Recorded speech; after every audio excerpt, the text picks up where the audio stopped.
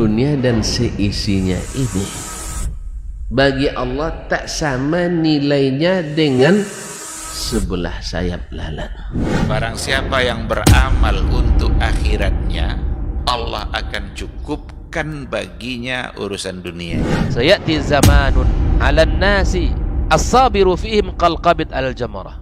Akan ada satu masa di akhir zaman yang berpegang teguh dengan agamanya seperti orang yang sedang memegang bara api.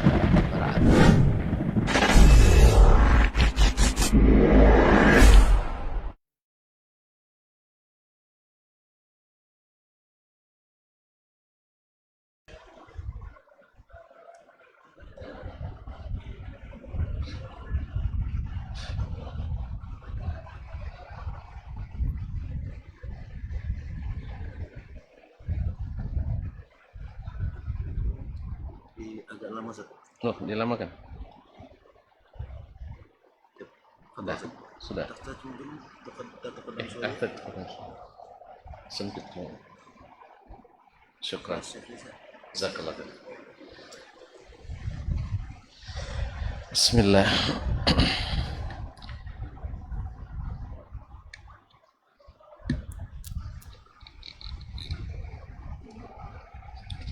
Bismillahirrahmanirrahim. Assalamualaikum warahmatullahi wabarakatuh.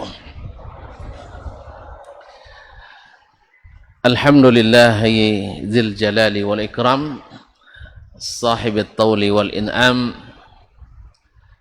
Ahmaduhu subhanahu wa ta'ala ala ni'amil idham, kama ashkuruhu ala alaihil jisam.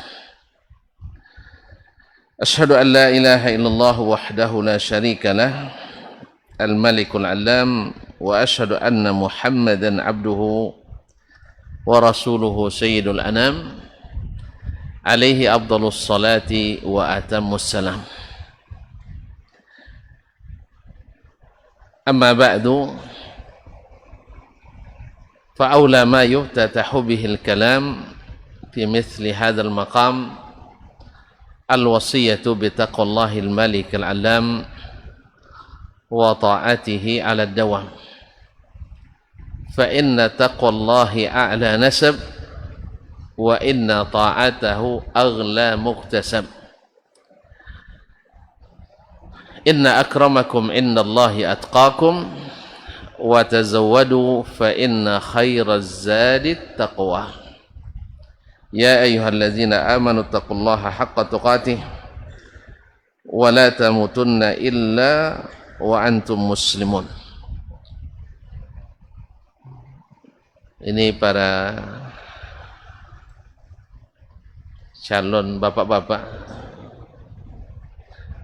dan calon ibu-ibu, para generasi, kalau di judul disebut generasi milenial, tapi sebenarnya saya kira tuan-tuan dan perempuan tidak ada yang milenial ini, sudah masuk Gen Z ini. Sebab generasi milenial itu dari 80, lahiran 80 sampai 96. Ada yang lahir 96? Kelahiran 80? Hah, kalau ada saya kasih hadiah. Mahasiswa baru yang kelahiran 80. Ada? Enggak. Lahir 96? Enggak ada. Subhanallah. Berarti generasi sudah, kalau bahasa kitanya, muda terlampau, tua pun belum, piawan. Tapi pada hari ini kita bersyukur bisa bertemu walaupun di ujung waktu. Nampaknya dari pagi tadi ya, bisa masuk lagi apa enggak nih? Oh enggak bisa masuk, enggak usah lah. Nah, tapi yang namanya anak-anak baru itu ya sehari semalam, 3 hari 3 malam tahan banting. Nah, ini hanya sehari. Insyaallah masih fresh. Alhamdulillah. Ada pakai makan tadi ya? Ada. Pakai istirahat? Alhamdulillah. Terus tambah istirahatnya. Baik. Kaum muslimin dan muslimat yang rahmati Allah, khususnya saudara-saudaraku mahasiswa dan mahasiswi baru di Sekolah Tinggi Ilmu Ekonomi Syariah Imam Asy-Syafi'i 2 Pekanbaru. Baik. Tidak usah dibuka. Wih, tambah beban. Saya pun harus dibuat capek juga kabarnya. Baik. Terima kasih. Berarti kita tidak lama-lama. Jadi kalau rupanya kalau dikasih satu tadi bisa lama, kalau dikasih dua nanti bisa pegal tangan, pegal telinga. InsyaAllah azan kita berhenti sekejap, habis itu sambung lagi, entah lama entah sebentar. Jangan takut, saya tidak biasa lama-lama, paling 2 jam. Tidak biasa lama-lama, paling 2 jam. InsyaAllah hari ini saya coba sekejap-kejapnya, InsyaAllah ta'ala. Adik-adik semua, pertama bersyukur kita pada Allah SWT karena kita dijadikan bagian dari tullabul ilmi, para mujahidin dan mujahidat. Man kharaja fi talabil ilmi fahuwa fi sabilillah. Siapa yang keluar menuntut ilmu maka sama dengan fi sabilillah, berjihad fi sabilillah. Kemudian kita berada di jalan menuju surga. Man salaka tariqan yaltamisu fihi ilman sahalallahu bihi tariqan ilal jannah. Masih kurang juga, tambah lagi 3. Baik. Siapa yang menempuh satu jalan mencari ilmu maka sama dengan Allah mudahkan baginya jalan ke surga. Subhanallah, seluruh makhluk mendoakan kita sampai ikan di laut. Ikan wak makan doakan juga kita.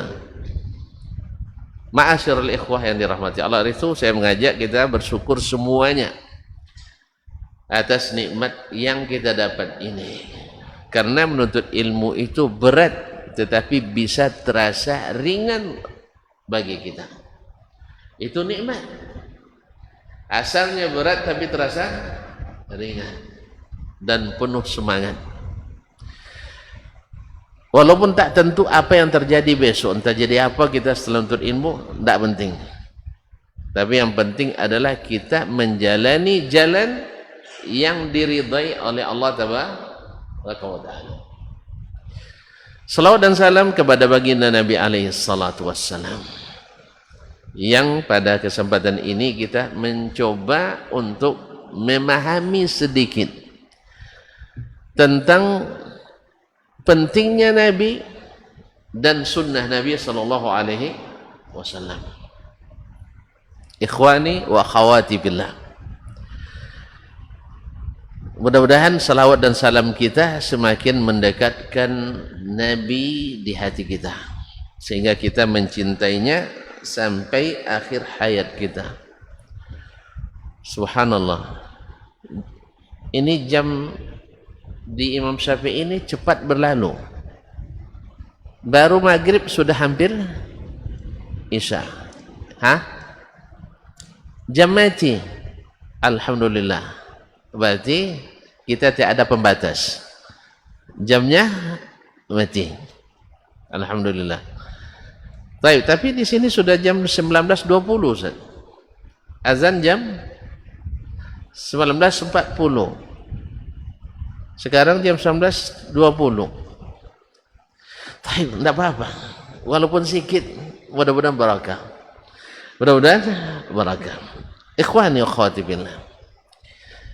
Generasi milenial dalam mengamalkan sunnah. Tadi sudah sebutkan generasi milenial, antum sudah terlampau. Bukan lagi generasi milenial. Karena itu di kelahiran 80 sampai 96. Entah ke siapapun yang pertama, kayak dari Kanada istilahnya pertama ini. Kemudian yang lahir setelah itu disebut dengan gen gen Z. Nah, sampai tahun 2020. Setelahnya entah apa lagi nama, saya tidak tahu. Tapi tidak masalah. Yang penting istilah ini yang masyhur semuanya disebut milenial. Asal anak muda disebut milenial. Khususnya mereka yang lahir di masa teknologi komunikasi yang sudah merata di mana-mana. Ini disebut dengan generasi milenial.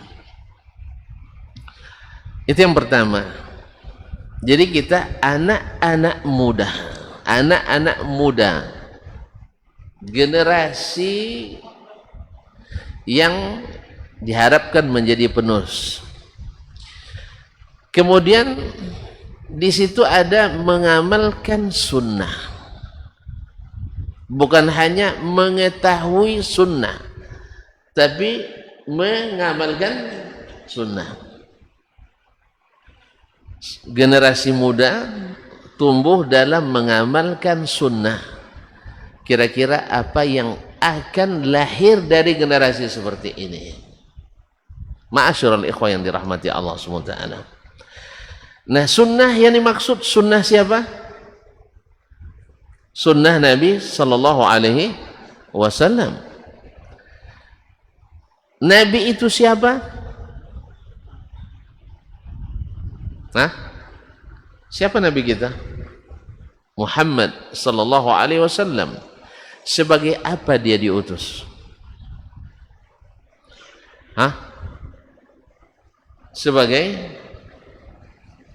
Sebagai Rasul.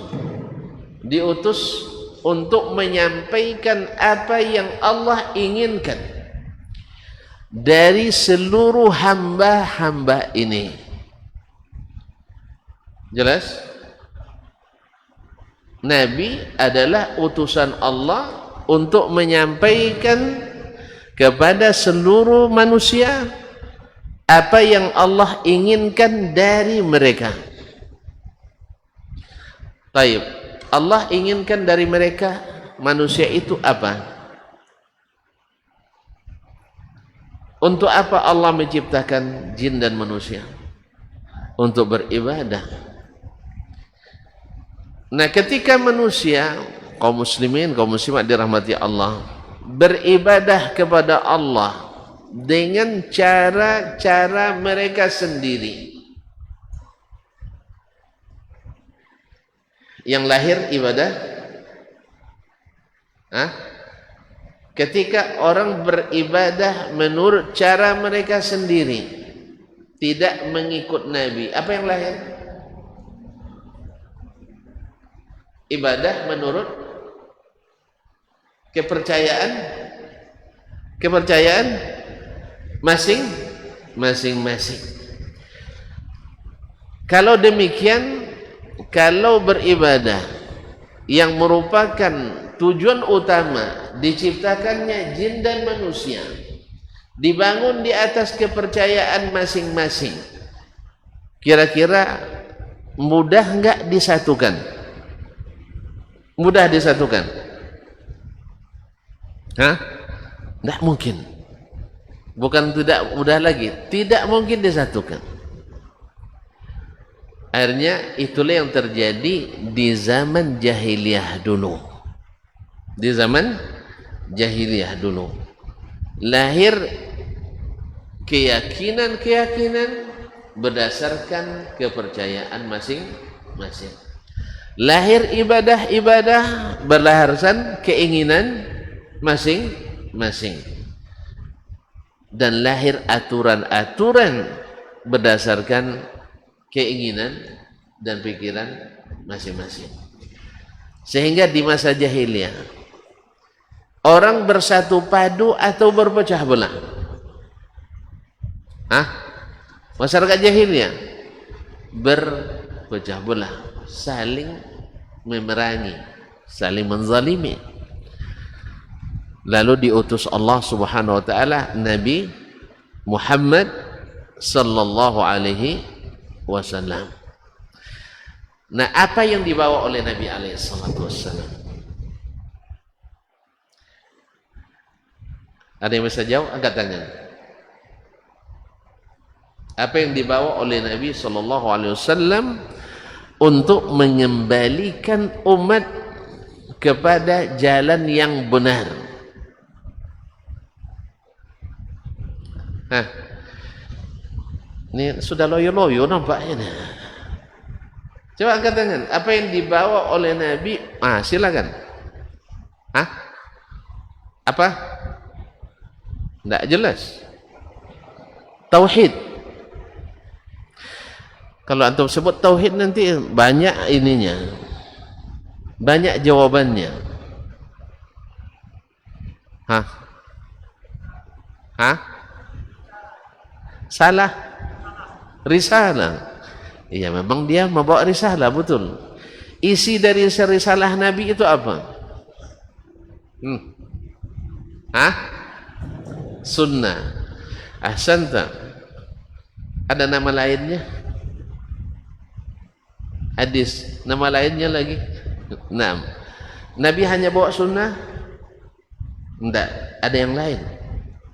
Al-Quran. Ada suatu nama mengikat keduanya, Al-Quran dan Sunnah. Apa itu? Al-ilmu. Al-ilmu. Makanya Nabi SAW diberi Allah Subhanahu wa ta'ala apa? Al-ilmu. Huwallazi, nah siapa yang bisa sambung ayatnya? Huwallazi arsala rasulahu bil huda wa dinil haq. Dialah Allah yang telah mengutus rasulnya dengan apa? Al-huda wa dinil haq, dan din yang hak. Apa tafsir al-huda? Apa tafsir al-huda? Kalau terjemahnya petunjuk. Petunjuk itu bersifat apa? Ilmu. Ya, dikatakan ini petunjuk jalan, berarti ilmu untuk mengetahui arah jalan. Sah saya? Ini petunjuk universitas, berarti untuk mengetahui aturan yang ada di dalam universitas.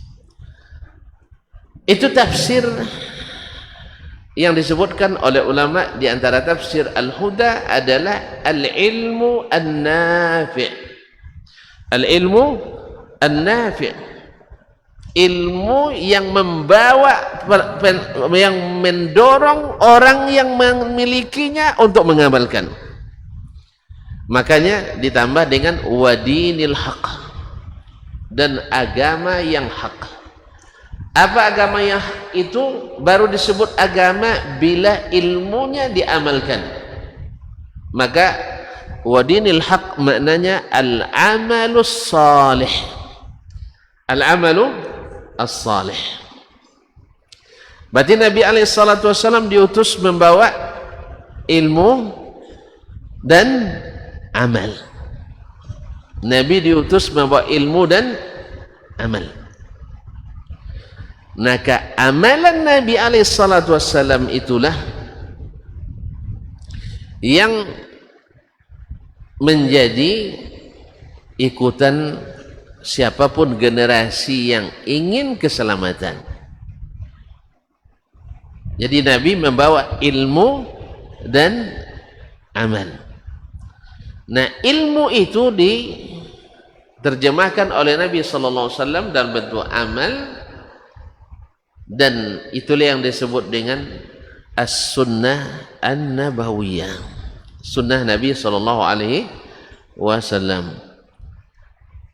Oleh sebab itu, sebagian ulama menyebutkan bahwa sunnah itu lebih diperlukan oleh Al-Quran daripada Al-Quran diperlukan oleh as-sunnah. Berkata Imam Asy-Sya'bi, lal kitabu ahwaju ila sunnati minas sunnati ilal kitab. Sungguh sunnah itu lebih dibutuhkan oleh Alkitab, Al-Quran, daripada Al-Quran dibutuhkan oleh As-Sunnah. Ini perkataan Imam Asy-Sya'bi dan Makhul Asy-Syami.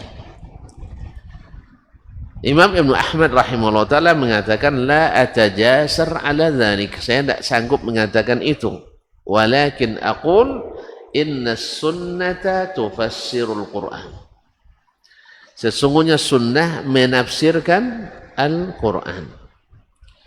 Nah, makna perkataan imam tadi, Al-Quran lebih membutuhkan sunnah daripada sunnah membutuhkan Al-Quran, karena as-sunnah, andainya seseorang kita mengetahui sunnah dan mengamalkannya, katakanlah dia tidak tahu sama sekali dengan Al-Quran, tapi dia tahu semua sunnah, maka Al-Quran teramalkan dengan sempurna.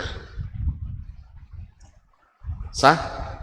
Sebab as-sunnah meliputi prinsip-prinsip dasar dan juga juklak dan juknis, petunjuk pelaksanaan dan petunjuk teknis pelaksanaan Al-Quran. Sebaliknya, kalau antum hafal Quran tetapi tidak tahu sunnah Nabi SAW, Al-Quran tak diamalkan dengan benar dan sunnah pun juga tertinggalkan. Jelas? Kalau tanpa sunnah, Al-Quran tak teramalkan dan sunnah pasti akan tertinggalkan. Nah, di saat itu ada enggak yang kita warisi dari Nabi? Kalau kita tinggalkan mengamalkan sunnah, berarti tidak ada warisan yang kita warisi dari Nabi alaihissalatu wassalam. Oleh sebab itu, ketika terjadi ikhtilaf, perselisihan yang banyak di tubuh umat Islam, apa nasihat Nabi kepada kita? Ada yang hafal hadisnya? Yang hafal tunjuk tangan.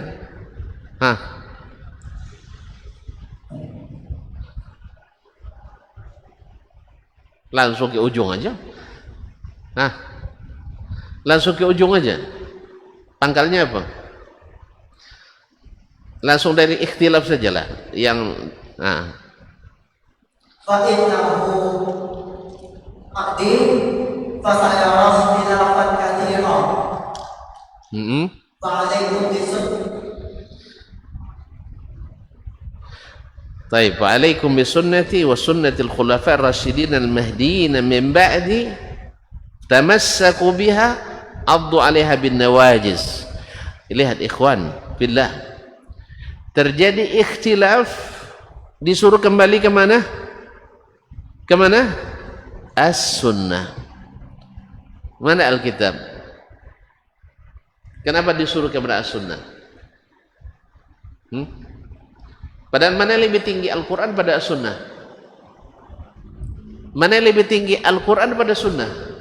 Al-Quran. Al-Quran kalamullah. Tetapi ketika ikhtilaf, mana yang menyatukan kita? As-Sunnah. As-Sunnah.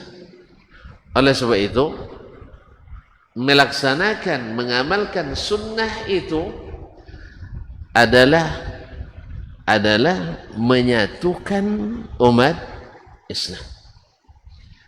Oleh sebab itu, di negeri yang sunnah hidup dan ditakzim serta dihormati, maka aliran sesat akan otomatis berkurang dan minus.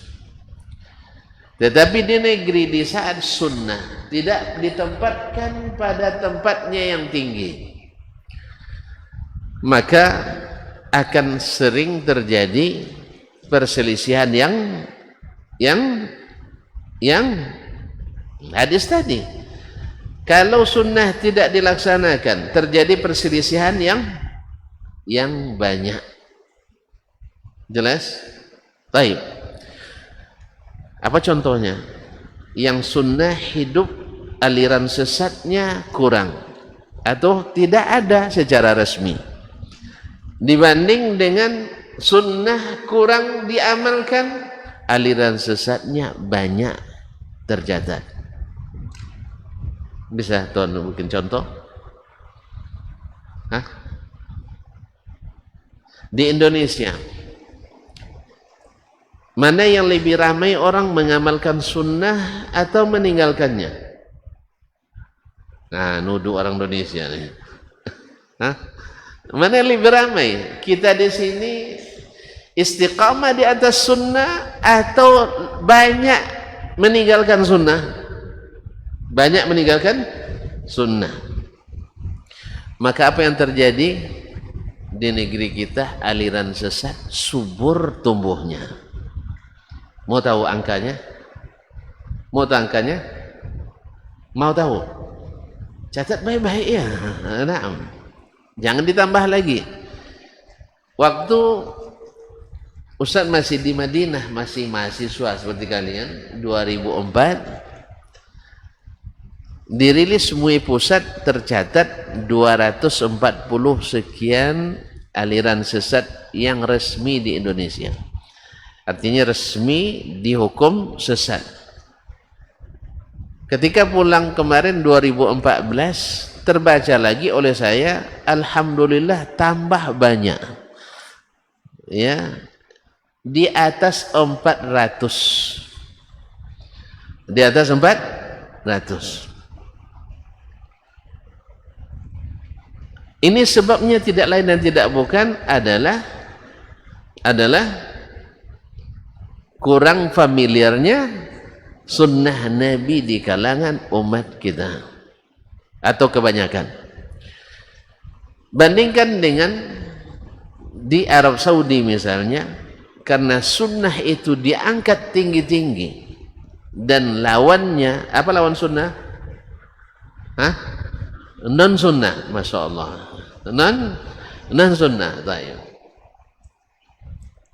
Tidak diberikan ruang gerak yang bebas, maka hampir tidak ada aliran sesat yang ada di situ. Kecuali tuan-tuan mengatakan Wahabi aliran sesat. Kalau itulah itu saya angkat tangan saya. Ya, masa orang yang selalu lisannya, badannya, hatinya selalu dengan sunnah dianggap sebagai aliran sesat? Saya angkat tangan saya. Tapi yang jelas tidak ada di situ secara resmi aliran sesat. Apa sebab? Karena sunnah itu sangat dihormati, ilman wa amalan. Coba lihat, baru-baru ini ada seorang syekh dari Marga Hasibuan, tapi tidak pandai lagi berbahasa halak kita. Dia datang ke Indonesia.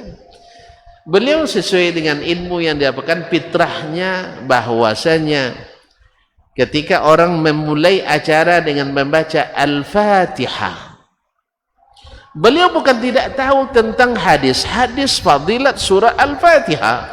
Dia lebih hafal barangkali dari kebanyakan kita. Tapi ketika diamalkan dengan cara yang tidak disunnahkan Nabi SAW, beliau katakan, pernah enggak ada Nabi memulai acara dengan membaca Al-Fatihah?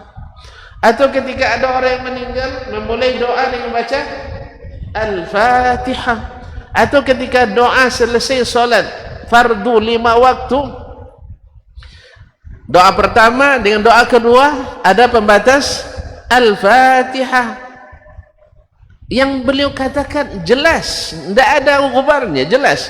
Tidak pernah ada dalam riwayat hadis manapun Nabi melakukan itu, jelas. Tapi kalau berbicara tentang Al-Fatihah, fadilatnya ini umul kitab, sab'an minal masani, tidaklah diminta kepada Allah dengan satu huruf daripadanya kecuali Allah kabulkan, benar. Tapi pengamalannya mesti seperti Nabi alaihissalatu wassalam. Maka dijadikanlah surat ini. Nah, ketika itu orang Indonesia sami'na wa ata'na atau pada angkat bicara Ini Syekh tidak tahu tentang fadilat Al-Fatihah, bukan tidak tahu. Cuman dia nak masukkan ke dalam alur jalur yang benar. Ya, bukan hanya sekedar asal ada fadilatnya lalu kita sembarang mengamalkannya. Nanti orang dijadikan Al-Fatihah seilmu kebal, nanti boleh juga, tidak boleh disalahkan. Ya, menjadikan surah Al-Fatihah sebagai mantra ilmu kebal, jadilah sihir nanti. Nanti orang menjadikan surat Qul huwallahu ahad untuk menghilang. Kan ada sebagian itu menjadikan Al-Quran dan ibadah-ibadah ritual tertentu untuk ilmu kanuragan, ya, kesaktian mandraguna. Jadi ikhwani fillah, makanya di negeri ini memang subur aliran. Ma'asyiral kiram dirahmati Allah SWT, kita dengarkan azan dulu, nanti selepas azan kita kembali sambung sampai jam 8, tidak boleh lewat. Ya, jam 8 selesai tak selesai kita harus usai. Setuju? Setuju? Weh, setuju rupanya. Yalah, terima kasih. Nah.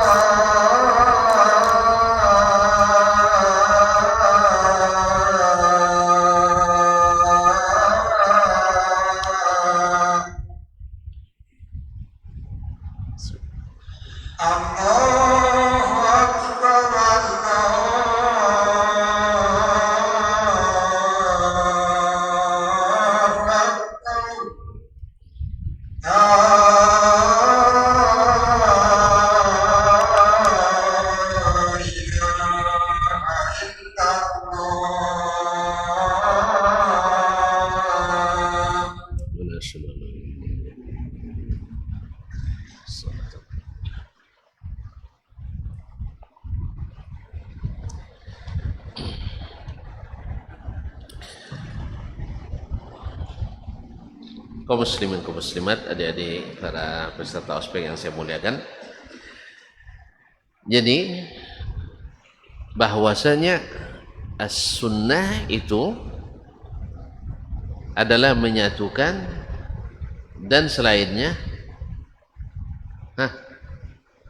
as-sunnah menyatukan. Tadi sudah diingatkan oleh Nabi sallallahu alaihi wasallam ketika terjadi ikhtilaf yang banyak, kembali kepada as-sunnah. Sebab apa? Abdullah bin Abbas radhiyallahu anhu dan juga diriwayatkan dari Abu Sa'id Al-Khudri, Umar bin Khattab dan Ibnu Umar radhiyallahu ta'ala anhum ajma'in mengatakan bahwa man hajjaka bil Qur'an fahajjahu bis sunnah. Siapa yang menghujat kamu dalam beragama tentunya dengan ayat Al-Qur'an, jawab dengan as-sunnah. Apa sebab? Li'annal Qur'ana dzu wujuh.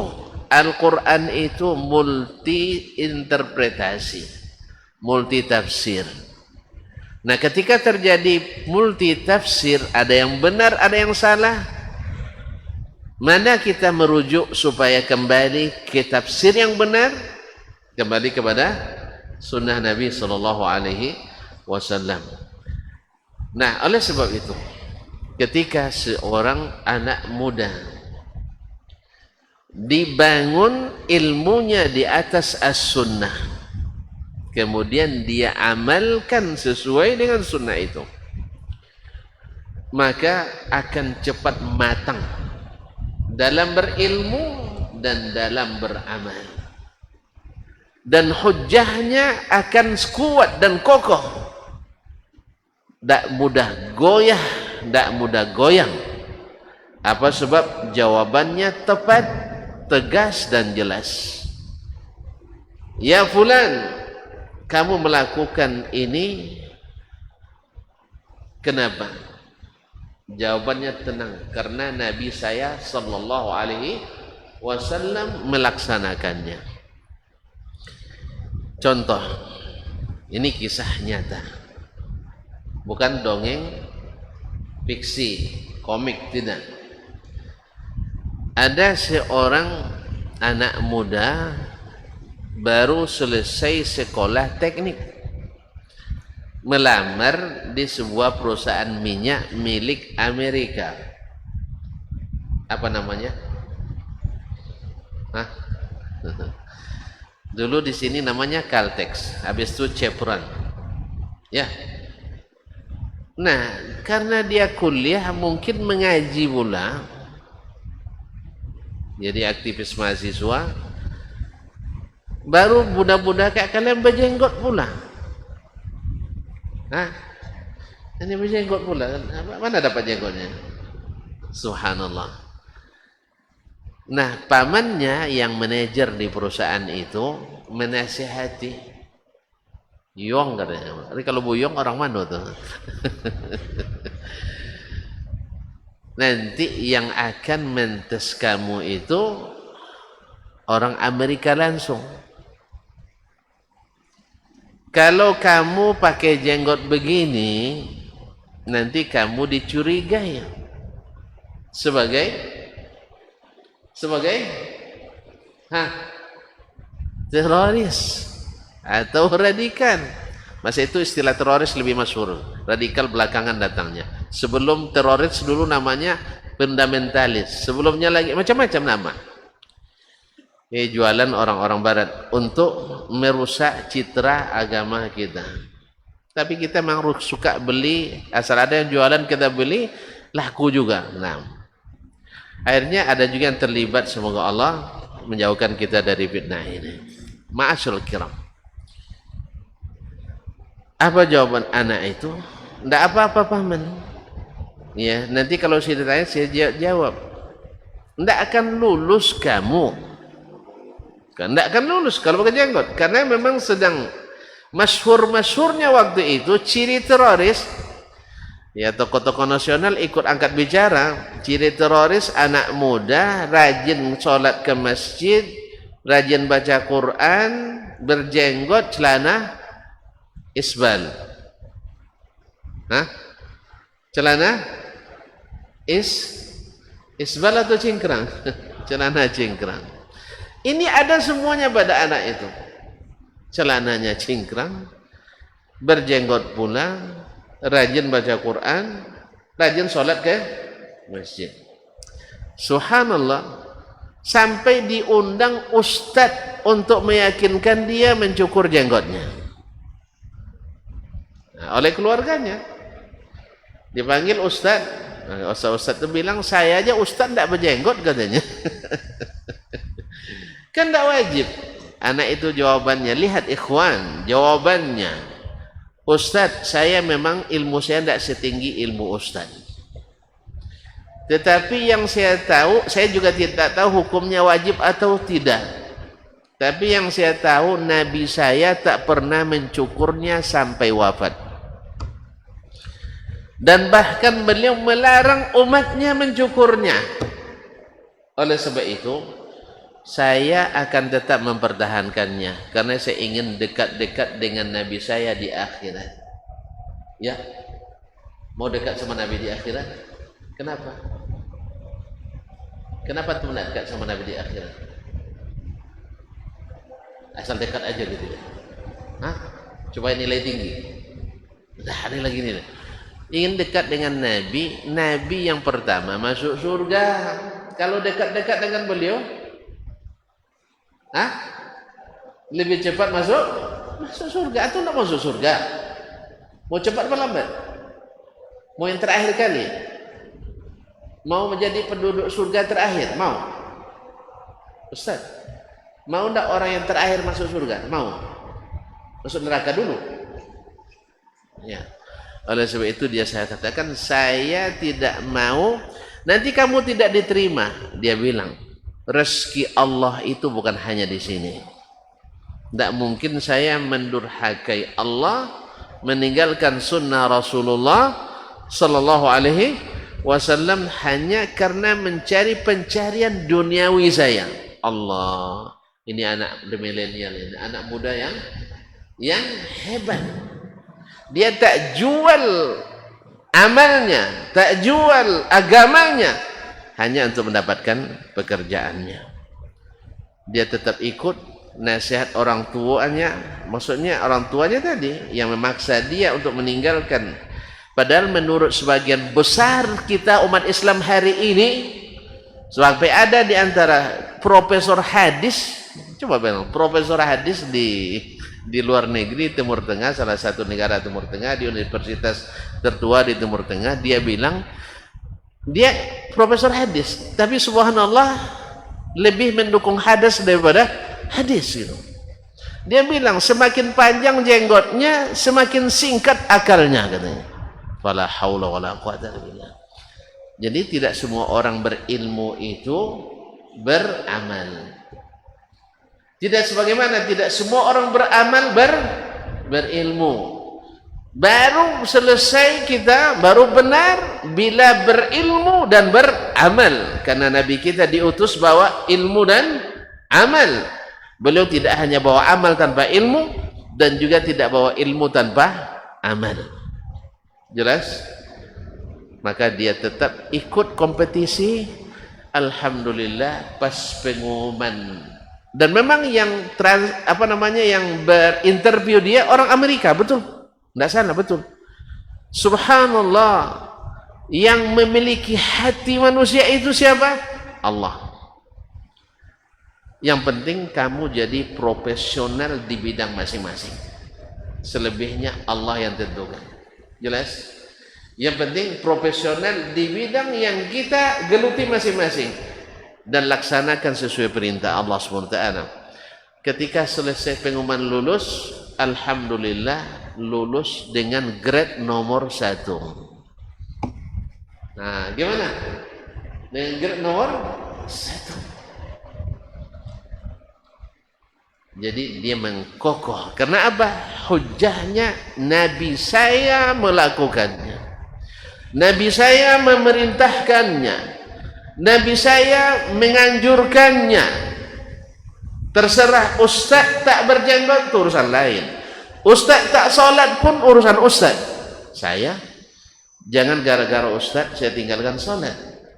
Jangan gara-gara ustaz saya tinggalkan sunnah Nabi alaihi salatu wassalam. Ya anak muda, mutabakis anak muda lagi. Ya, apalagi di zaman Nabi alaihi salatu wassalam. Mereka orang-orang tua karena tak mau ikut Nabi alaihi salatu wassalam, tetap jahil karena tidak mengikuti ilmu. Batu, kalau musafir mereka cari 4 batu, 3 jadi tungku, 1 jadi Tuhan untuk sujud kepadanya. Menurut antum gimana?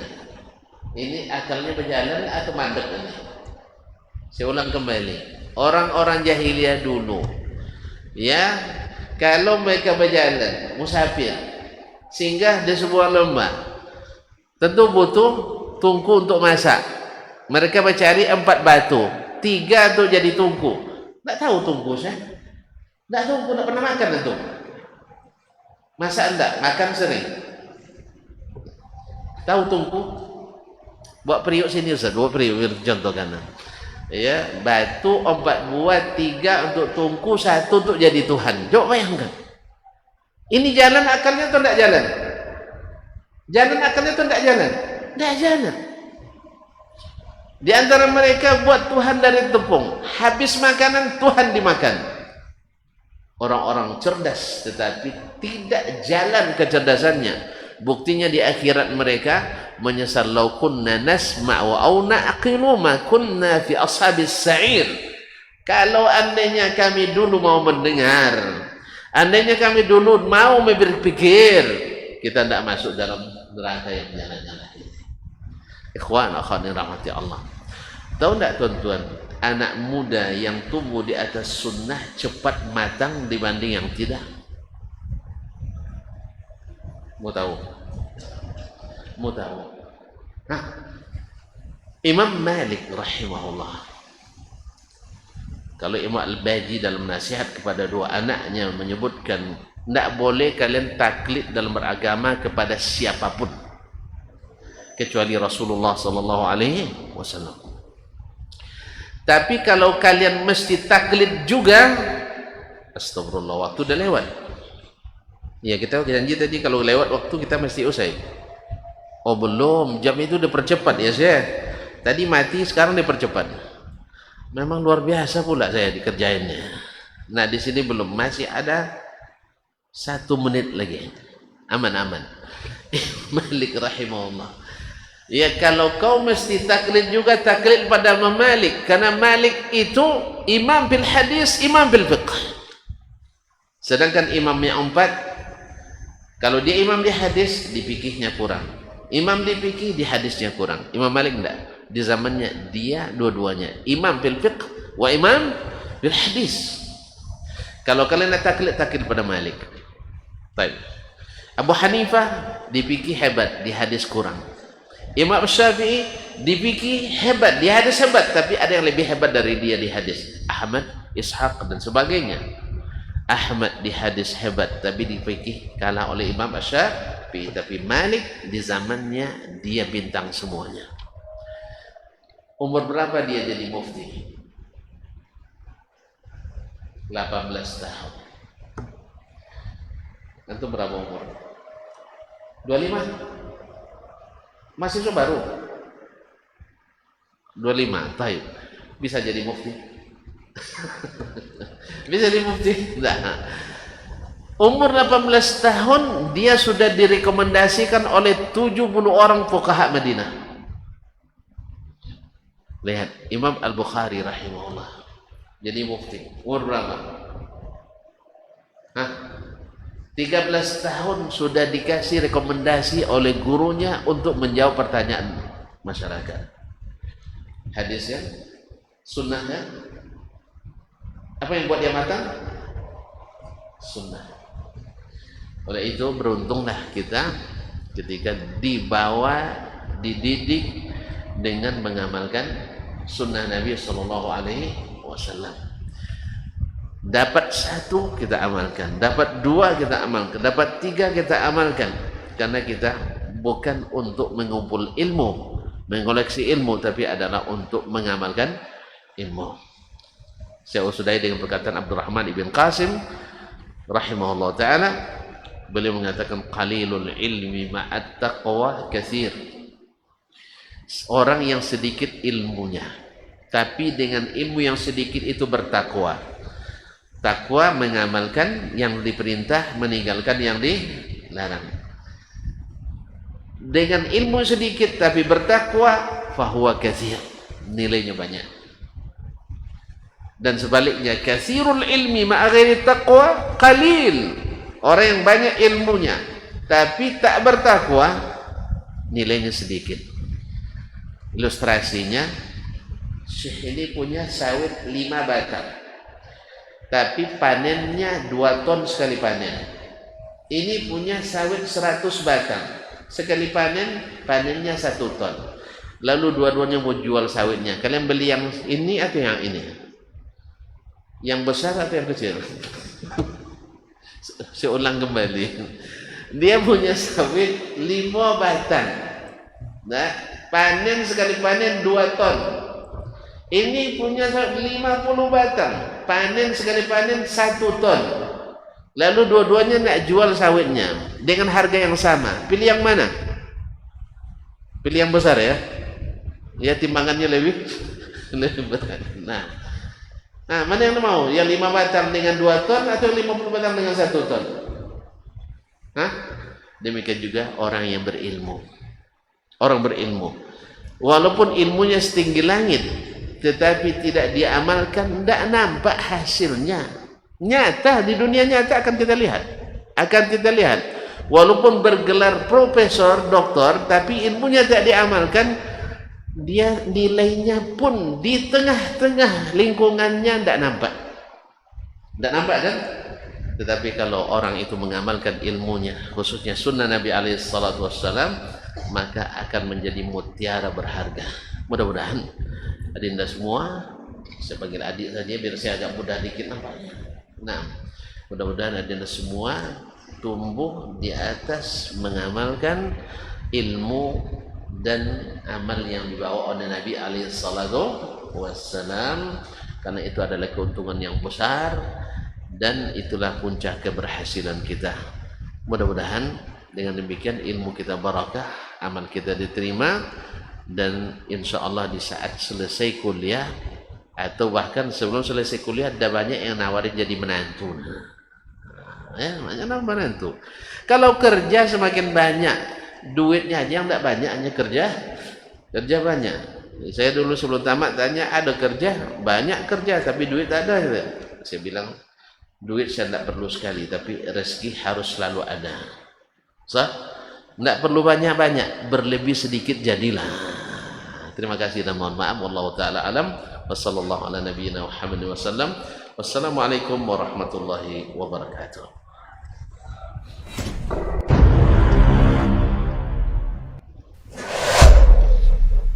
Dunia dan seisinya ini bagi Allah tak sama nilainya dengan sebelah sayap lalat.